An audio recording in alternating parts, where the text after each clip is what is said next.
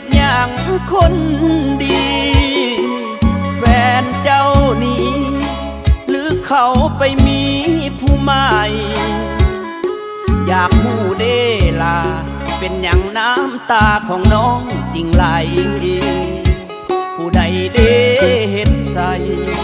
คือมาใจดำกระโดมันกันไว้เป็นอย่างบ่แต่งบ่มาเบิ่งแยงหรือเขาลืมเจ้าละบ่จริงนั่งห้องให้เหลือใจคิดนำเขาแม่นบ่นั่งก้มหน้าก็ซอสงสารเจ้าเดนามนคนที่เจ้าหักหลายเป็นอย่างคือกายเป็นสาวมันแล้วบ่เอาหรือเขามีเมียแต่ดนคนอยู่ใกล้หาจริงเป็นอย่างน้อเจ้าบ่สนหรือติอายจนสั้นบ่น้องบ่สนใจเศร้าห้องให้เถิดหนาคนดีหันมาทางนี้พร้อมที่ดูแลเจ้าได้ลืมเขาศาลาเขาบ่มาก็อย่าห่วงใย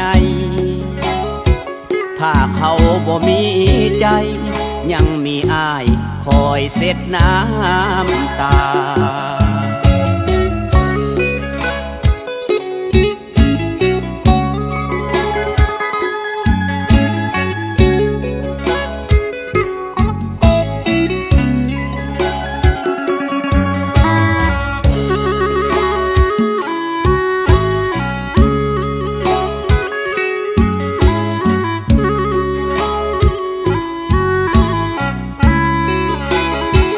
คนที่เจ้าหักหลา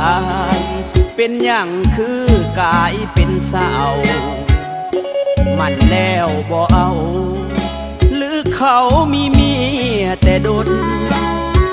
คนอยู่ใกล้หาจริง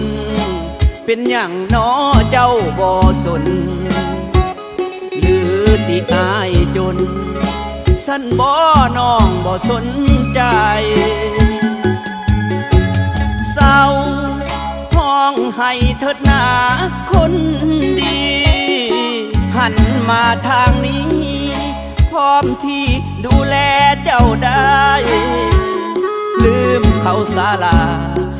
เขาบ่มาก็อย่าห่วงใย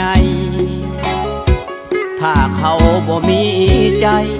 ยังมีอ้ายคอยเช็ดน้ำตา